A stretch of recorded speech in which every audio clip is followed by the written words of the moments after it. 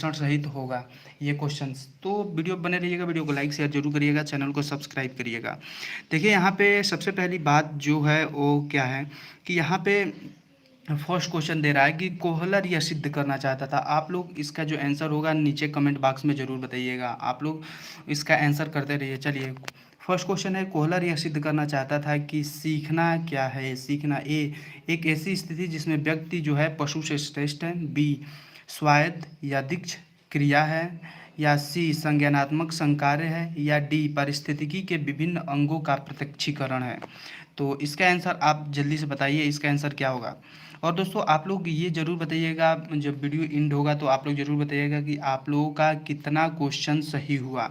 आप लोगों का कितना क्वेश्चन सही हुआ आप लोग ज़रूर बताइएगा।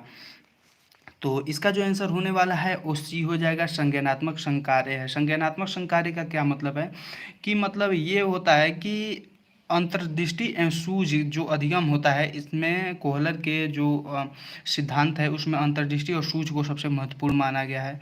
और इसमें निसंदेह जो होता है वो सूझ और का एक संज्ञानात्मक प्रक्रिया होता है, और यह संज्ञानात्मक समाधान जो होता है वो प्रस्तुत करके सीखने पे अत्यधिक बल देता है, और अत्यधिक सरल भी होता है, सहज भी होता है। तो इसे ही हम लोग क्या कहते हैं, संज्ञानात्मक संकार्य कहते हैं।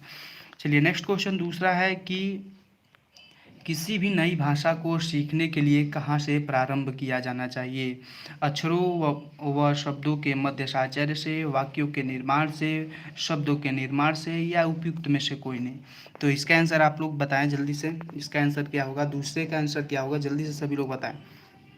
तो देखिए इसका जो आंसर हो जाएगा वो ए होगा, अक्षरों व शब्दों के मध्य साहचर्य से ही भी साहचर्य से हम लोग किसी भी नई भाषा को सीखने के लिए प्रारंभ करते हैं। चलिए नेक्स्ट क्वेश्चन तीसरा है, समावेशी कक्षा। समावेशी कक्षा में किस प्रकार के बच्चों को शामिल किया जाता है या शामिल होता है, किस प्रकार के बच्चे जो होते हैं शामिल होते हैं। तो इसका जो आंसर हो जाएगा, केवल विशिष्ट छात्र, या सामान्य एवं विशिष्ट छात्र, या केवल सामान्य छात्र, या आपका हो जाएगा बहुभाषी प्रतिभा वाले छात्र। तो इसका आंसर बताएं आप लोग क्या होगा। तो जो तीसरे का आंसर हो जाएगा वो क्या होगा, तीसरे का आंसर जो हो जाएगा वो बी होगा, सामान्य एवं विशिष्ट छात्र। सामान्य एवं विशिष्ट छात्र, इसमें क्या होता है कि कुछ बच्चे ऐसे होते हैं जो, कुछ बच्चे प्रतिभाशाली होते हैं, कुछ बच्चे क्या होते हैं मंदबुद्धि वाले होते हैं। तो समावेशी कक्षा का मतलब ये होता है कि हम लोग उसमें एक मंदबुद्धि बालक, एक सामान्य बालक और एक विशिष्ट बालक, इन तीनों प्रकार के बालकों को लेकर जब हम लोग एक शिक्षा करते हैं तो इसे क्या कहते हैं हम लोग, समावेशी शिक्षा कहते हैं। चलिए नेक्स्ट क्वेश्चन देखते हैं। अधोलिखित में से गणित संबंधी जो होती है अक्षमता क्या होती है। यहाँ पे देखिए लिखा है कि अधोलिखित में गणित संबंधी अधिगम अक्षमता को कौन सा पद परिभाषित करता है। तो ए निरस्ता संबंधी दोष, बी पठन दोष, सी गणना दोष, या उपयुक्त में से कोई नहीं। तो इसका आंसर आप लोग बताएं जल्दी से। चौथे का आंसर क्या होगा आप लोग जल्दी से बताएं, इसका आंसर आप लोग बताएं, सभी लोग कमेंट करें जल्दी जल्दी जल्दी जल्दी, आप लोग बताएं इसका आंसर। और वीडियो को लास्ट में आप लोग जरूर बताइएगा कि आप लोगों को 30 क्वेश्चन में से कितने क्वेश्चन आपका सही हुआ, 30 में से कितने क्वेश्चन सही हुए आप लोग जरूर बताइएगा। तो देखिए इसका आंसर जो हो जाएगा, सभी बच्चों का लगभग आंसर सही हो गया। इसका आंसर जो हो जाएगा गणना संबंधी दोष। इसमें जो गणित संबंधी अधिगम होता है वो क्या होता है, गणना संबंधी दोष होता है। चलिए नेक्स्ट क्वेश्चन देखते हैं। समावेशीकरण की सफलता जो होती है के लिए क्या आवश्यक है। क्षमता निर्माण का अभाव, अभिभावकों की भागीदारी का न होना, अलगाव, या संवेदनशीलता। चलो भाई इसका आंसर बताएं। समावेशीकरण की बात कर रहा है, समावेशीकरण की सफलता के लिए क्या आवश्यक है। तो यहाँ पे इसका आंसर जो हो जाएगा 5 का आंसर क्या होगा जल्दी बताएं। 5 का आंसर हो जाएगा वो डी होगा, संवेदनशीलता। समावेशीकरण के लिए सबसे ज़्यादा संवेदनशील होना चाहिए बच्चों के लिए। चलिए नेक्स्ट क्वेश्चन, निम्नलिखित में से कौन सा संवेग का तत्व नहीं है। ए व्यवहारात्मक, बी दैहिक, सी संज्ञानात्मक, या डी संवेदी। चलो भाई इसका आंसर बताएं आप लोग, सभी लोग आंसर करें, सभी लोग आंसर करें। 6 का आंसर क्या होगा, 6 का जो आंसर हो जाएगा वो डी हो जाएगा, संवेदी। इसका आंसर क्या होगा, संवेदी। 6 का आंसर क्या होगा, संवेदी। चलिए एक क्वेश्चन मैं आप लोग से पूछता हूँ, आप लोग इसका आंसर बताइएगा कि जो मैकडूगल है, मैकडूगल ने मूल प्रवृत्तियों को कितने प्रकार से वर्गीकृत किया है। मैकडूगल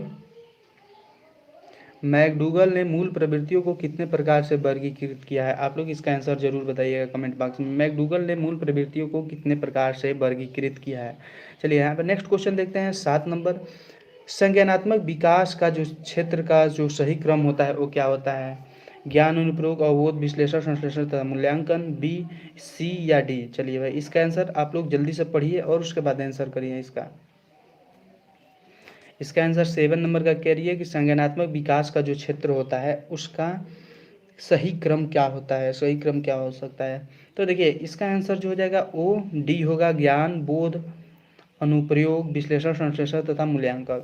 और जो संज्ञानात्मक विकास का जो क्रम दिया था, संज्ञानात्मक क्षेत्र का जो क्रम दिया था वो किसने दिया था? तो ये बेंजामिन और ब्लूम दो मनोवैज्ञानिक थे। इन्होंने जो है संज्ञानात्मक विकास को निम्न प्रकार से वर्गीकृत किया है। और कितने में किया था? 1900 कितने में किया था? 1956 में किया था। 1956 में बेंजामिन और ब्लूम नामक वैज्ञानिकों ने संज्ञानात्मक विकास को कुल कितने प्रकार से बांटा है? कुल 6 प्रकार में बांटा है, जिसमें पहला होता है ज्ञान, उसके बाद अवबोध, उसके बाद अनुप्रयोग, उसके बाद विश्लेषण, संश्लेषण और मूल्यांकन। चलिए नेक्स्ट क्वेश्चन देखते हैं। निम्नलिखित में से कौन सा अच्छे शिक्षण की विशेषता नहीं है? स्वेच्छाचारी, जनतांत्रिक, सहानुभूतिपूर्ण या वांछनीय सूचनाएं देने वाला? चलिए 8 का आंसर बताएं। 8 का आंसर जल्दी से आप लोग करें। तो देखिए इसका आंसर जो हो जाएगा वो क्या होगा? ए होगा, स्वेच्छाचारी। भाई किसी भी अध्यापक को स्वेच्छाचारी नहीं होना चाहिए। अगर उसका मन करे तो पढ़ाए, मन न करे तो न पढ़ाए, तो ऐसा नहीं होना चाहिए, स्वेच्छाचारी नहीं होना चाहिए। चलिए नेक्स्ट क्वेश्चन। अभिप्रेरणा का मूल प्रत्याशा सिद्धांत किसने दिया है? विक्टर बूम ने, मैस्लो ने, हजबर्ग ने या स्किनर ने? अभिप्रेरणा का मूल प्रत्याशा सिद्धांत किसने दिया है? चलिए 9 नंबर का आंसर आप लोग बताएं जल्दी से। अभिप्रेरणा की बात कर रहे हैं। अभिप्रेरणा का जो मूल प्रत्याशा सिद्धांत होता है वो किसने दिया है? तो देखिए इसका आंसर जो हो जाएगा विक्टर बूम। अभिप्रेरणा का मूल प्रत्याशा सिद्धांत किसने दिया है? विक्टर बूम ने दिया है। और विक्टर बूम ने जो 1964 में अभिप्रेरणा का मूल प्रत्याशा सिद्धांत को दिया था। कितने में दिया था? 1964 में। ये क्वेश्चन एक बार पूछा जा चुका है। चलिए नेक्स्ट क्वेश्चन देखते हैं। अग्रिम व्यवस्थापक प्रतिमान किस परिवार से संबंधित होता है? अग्रिम व्यवस्थापक जो प्रतिमान होता है किस परिवार से संबंधित होता है? ए व्यक्तिक, बी सामाजिक, सी सूचना प्राधिकरण या डी व्यवहार में परिमार्जन? तो देखिए इसका आंसर आप लोग बताएं जल्दी से। तो इसका आंसर जो हो जाएगा वो क्या होगा? सी होगा। इसका आंसर क्या होगा? सी होगा। सी होगा। इसमें क्या होगा? सूचना का प्राधिकरण। सूचना का प्राधिकरण ये किसने दिया है? ब्रूस और जोयस ने। ये ब्रूस और जोयस ने जो है अग्रिम व्यवस्थापक प्रतिमान को दिया था। ब्रूस और कौन? जोयस।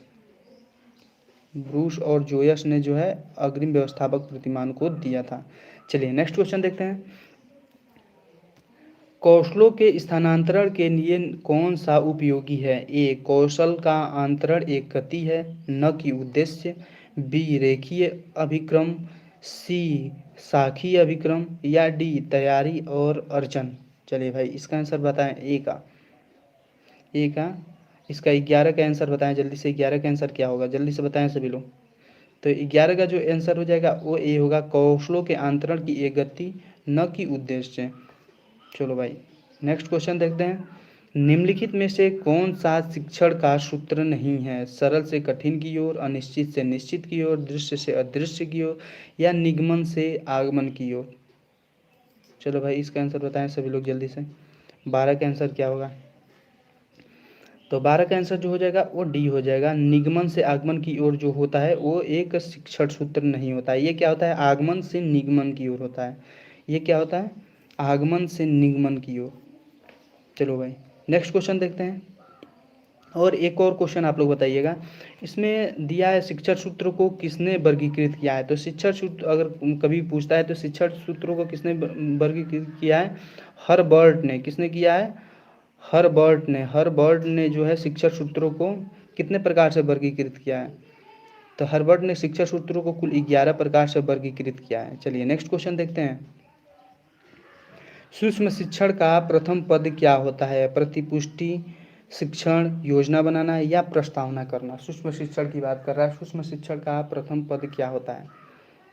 तो सूक्ष्म शिक्षण की जल्दी से आंसर करें इसका। सूक्ष्म शिक्षण का प्रथम पद क्या होता है, आप लोग जल्दी से बताएं इसका आंसर।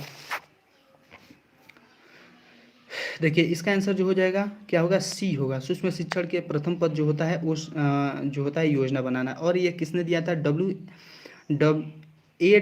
इसका आंसर हो जाएगा डब्ल्यू ए डब्ल्यू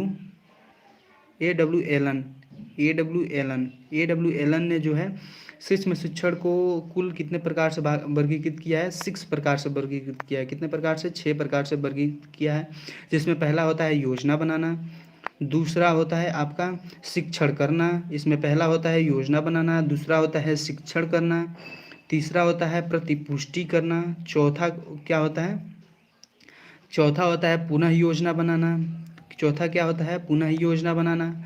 उसके बाद फिर होता है पुनः शिक्षण करना, उसके बाद क्या होता है, उसके बाद पुनः प्रतिपुष्टि करना। तो ये 6 प्रकार से जो है सूक्ष्म शिक्षण को वर्गीकृत किया है। चलिए नेक्स्ट क्वेश्चन है कि निम्नलिखित में से कौन सा अवबोध स्तर के शिक्षण में शामिल है। निम्नलिखित में से कौन सा अवबोध स्तर के शिक्षण में शामिल है, पृथक्करण, अनुप्रयोग, तुलना या अन्वेषण। चलो भाई इसका आंसर बताएं आप लोग जल्दी से इसका आंसर बताएं, सभी लोग आंसर बताएं जल्दी से। इसका आंसर सभी लोग 14 का बताया कि निम्न में से कौन सा अवबोध स्तर के शिक्षण में शामिल नहीं है, पृथक्करण, अनुप्रयोग, तुलना या अन्वेषण। चलो भाई जल्दी से आंसर करें इसका, 14 का आंसर बताएं। 14 का जो आंसर हो जाएगा वो क्या होगा, डी हो जाएगा। 14 का आंसर क्या हो जाएगा, डी हो जाएगा, अन्वेषण। क्या हो जाएगा, शामिल है की बात कर रहा है तो इसका आंसर क्या हो जाएगा, अन्वेषण। देखिए भाई इसमें क्या होता है, शिक्षण के अवबोध स्तर के शिक्षण में क्या क्या शामिल होता है। पहला होता है अन्वेषण, उसके बाद प्रस्तुतिकरण, उसके बाद आत्मीकरण, उसके बाद क्या होता है वर्णन या अभिव्यक्तिकरण। कुल कितने प्रकार से वर्गीकृत किया गया है, कुल 4 प्रकार से वर्गीकृत किया गया है। कितने प्रकार से, 4 प्रकार से वर्गीकृत किया गया है। नेक्स्ट क्वेश्चन 15,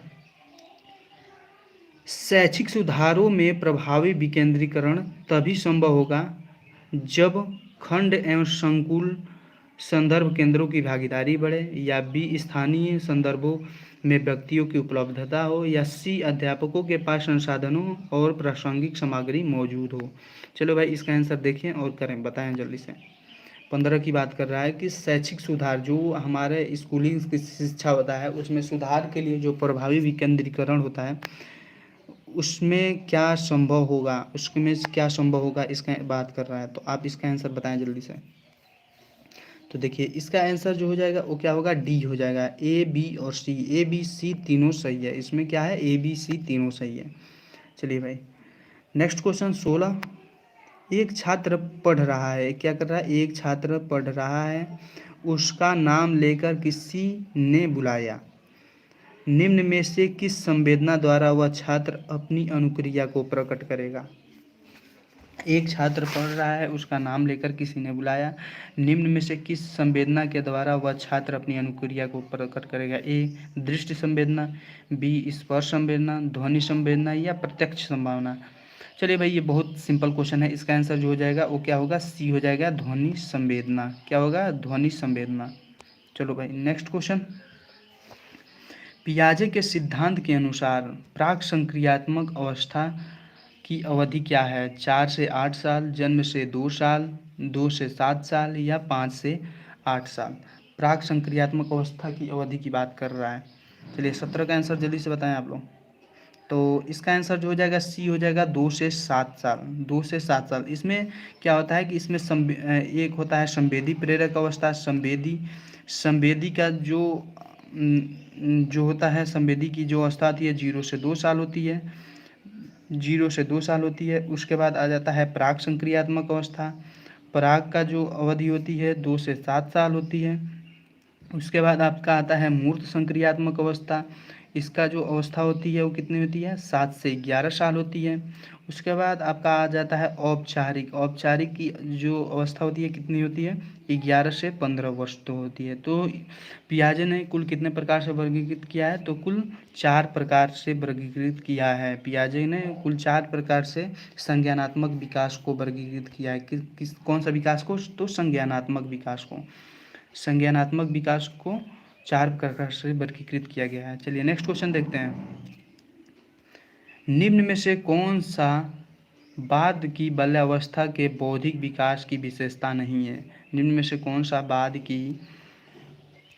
बाद की बाल्यावस्था का बौद्धिक विशेषता नहीं है? भविष्य की योजना की सूझबूझ, विज्ञान की काल्पनिक कथाओं की रुचि, बढ़ती हुई तार्किक शक्ति, या काल्पनिक जो भय है उसका अंत।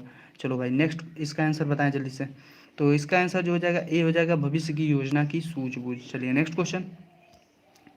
इनमें से कौन सा मनोवैज्ञानिक भाषा विकास से संबंध रखता है? पावलोव, बिने, चोम्स्की या मैस्लो? तो भाषा विकास से जो संबंधित रहता है वो कौन सा रखता है? भाषा विकास से चोम्स्की रखते हैं। चलिए नेक्स्ट क्वेश्चन यहाँ पे बताएं। थॉर्नडाइक ने अपने सिद्धांत को किस शीर्षक के सिद्धांत से जोड़ा है? किस शीर्षक के द्वारा सिद्ध किया है? संज्ञानात्मक विकास के द्वारा, अधिगम में प्रयास के भूल के, या संकेत अधिगम द्वारा, या स्थान अधिगम द्वारा? तो थॉर्नडाइक की जो सबसे महत्वपूर्ण जो सिद्धांत हो क्या है? अधिगम एवं प्रयास की भूल। तो इसका आंसर जो हो जाएगा बी होगा। चलिए नेक्स्ट क्वेश्चन देखते हैं। गिरोह की अवस्था की आयु जो होती है वो निम्न में से किस विलंब के द्वारा संबंधित है? 16 से 19 वर्ष की अवस्था, या 3 से 6 वर्ष की भाषा की अवस्था, या 8 से 10 वर्ष की सामाजिकरण की अवस्था, या 16 से 19 वर्ष समाज या संज्ञानात्मक विकास की अवस्था? चलिए भाई जल्दी से आंसर बताएं। तो इसका आंसर जो हो जाएगा सी हो जाएगा। इसका आंसर क्या होगा? इसका आंसर सी होगा, 8 से 10 वर्ष सामाजिकरण की अवस्था। चलिए नेक्स्ट क्वेश्चन देखते हैं, बताएं इसका आंसर। सभी लोग पढ़ें और आंसर दें। पियाजे के अनुसार संज्ञानात्मक विकास की जो तृतीय अवस्था होती है वो क्या होती है? संज्ञानात्मक विकास की जो तृतीय अवस्था होती है वो क्या होती है? आप बताएं। अनौपचारिक संक्रियात्मक अवस्था, पूर्व संक्रियात्मक अवस्था, मूर्त संक्रियात्मक अवस्था, या संवेदी प्रेरक अवस्था? तो देखिए इसका आंसर आप जल्दी से बताएं। 22 का आंसर क्या होगा? तो देखिए इसका आंसर जो हो जाएगा वो सी होगा। इसका आंसर क्या होगा? सी हो जाएगा। इसका आंसर क्या होगा? सी हो जाएगा, मूर्त संक्रियात्मक अवस्था। चलिए नेक्स्ट क्वेश्चन 23 देखते हैं। निम्न में से अधिगम में योगदान देने वाले मनोवैज्ञानिक कारकों में कौन सा शामिल नहीं है? आपको पूछ रहा है कि जो अधिगम होता है, अधिगम में कौन सा मनोवैज्ञानिक ने अपना योगदान नहीं दिया है अधिगम में? तो इसका आंसर बताएं आप लोग। अधिगम की इच्छा, प्रेरणा, रुचि, या वस्तु का स्वरूप? तो इसका आंसर जो हो जाएगा क्या होगा? डी होगा, वस्तु का स्वरूप। वस्तु का स्वरूप जो है अधिगम में शामिल नहीं है। नेक्स्ट क्वेश्चन देखते हैं। निम्न में से कौन सा सामाजिक मूल्यों में शामिल है? सहायतापरक व्यवहार, प्राथमिक लक्ष्य, मूल प्रवृत्ति, या आक्रामकता की आवश्यकता? चलो भाई इसका आंसर बताएं। आक्रामकता की अवस्था, इसका आंसर बताएं जल्दी से। तो इसका आंसर जो हो जाएगा ए हो जाएगा, सहायतापरक व्यवहार। इसका आंसर क्या हो जाएगा? ए हो जाएगा, सहायतापरक व्यवहार। चलिए 25 का आंसर बताएं। पश्च अन्वेषण तथा साधन साक्ष्य विश्लेषण निम्न में से किसके उदाहरण है? स्वतः शोध के, एल्गोरिदम के, मानसिक वृत्ति के, या प्रकार्यात्मक स्थिरता के? चलिए इसका आंसर बताएं जल्दी से सभी लोग बताएं। तो इसका आंसर हो जाएगा ए हो जाएगा, स्वतः शोध। चलिए नेक्स्ट क्वेश्चन। सीखने के वक्र अभ्यास द्वारा सीखने की मात्रा, गति एवं प्रगति किस सीमा को ग्राफ पर प्रदर्शित करते हैं? यह किसने कहा है? स्किनर ने, रॉस ने, एबिंगहॉस ने, या एल्गी बिन्नी ने? तो देखिए इसका आंसर जो हो जाएगा क्या होगा? जल्दी से बताएं सभी लोग, इसका आंसर क्या होगा? तो इसका आंसर जो हो जाएगा, देखिए इसका आंसर, ये क्वेश्चन यहाँ पे गलत है। इसका आंसर हो जाएगा गेट्स व अन्य। गेट्स व अन्य, इसका आंसर क्या होगा? गेट्स व अन्य। गेट्स व अन्य, इसका आंसर इसमें गलत दे दिया है। इसमें चारों में से कोई नहीं होगा। इसका आंसर जो होगा गेट्स व अन्य। चलिए नेक्स्ट क्वेश्चन देखते हैं। निम्न में से कौन सा थॉर्नडाइक के अधिगम के प्राथमिक नियमों में शामिल नहीं है? साचारात्मक स्थानांतरण का नियम, अभ्यास का नियम, प्रभाव का नियम, तत्परता का नियम? चलो भाई इसका आंसर बताएं जल्दी से। तो इसका आंसर ए हो जाएगा, साचार्य का स्थानांतरण का नियम। चलिए 28 का आंसर बताएं। अनुकूलित अनुक्रिया सिद्धांत जो है किसके अनुकूलन पर बल देता है? तर्क पर, व्यवहार पर, चिंतन पर, या अभिप्रेरणा पर? अनुकूलित अनुक्रिया सिद्धांत किसके अनुकूलन पर बल देता है? तो ये व्यवहार पे बल देता है। किस पे? व्यवहार पे। इसका आंसर क्या होगा? बी होगा। चलिए, क्रिया प्रसूत अनुबंधन का दूसरा नाम क्या है? समीपस्थ अनुबंधन, नैमित्तिक अनुबंधन, प्राचीन अनुबंधन या चिन्ह अनुबंधन? तो क्रिया प्रसूत अनुबंधन का दूसरा नाम क्या है? तो ये नैमित्तिक अनुबंधन है। लास्ट क्वेश्चन आज का, निम्न में से कौन सा अधिगम की एक विशेषता नहीं है? अधिगम का अवलोकनात्मक प्रत्यक्ष रूप से किया जाता है, अधिगम व्यवहार में अपेक्षाकृत स्थायी परिवर्तन है, अधिगम प्राणी की अभिवृद्धि है, या अधिगम एक लक्ष्योन्मुखी प्रक्रिया है? तो देखिए, इसका आंसर बताएं। अधिगम की विशेषता नहीं है की बात कर रहा है, इस पे जरूर ध्यान दीजिएगा, नहीं है पे। तो इसका आंसर ए हो जाएगा। इसका आंसर ए होगा। चलिए, तो बस दोस्तों आज के वीडियो में इतना ही। ये क्वेश्चन आपको कैसा लगा नीचे कमेंट बॉक्स में ज़रूर बताइएगा, और हाँ, लाइक शेयर करना मत भूलिएगा। लाइक करिएगा, शेयर करिएगा, लाइक शेयर जरूर करें, शेयर और सब्सक्राइब कर लें, ताकि जब भी मैं 8 बजे लाइव आऊँ आपको नोटिफिकेशन मिलता रहे। मैं डेली 8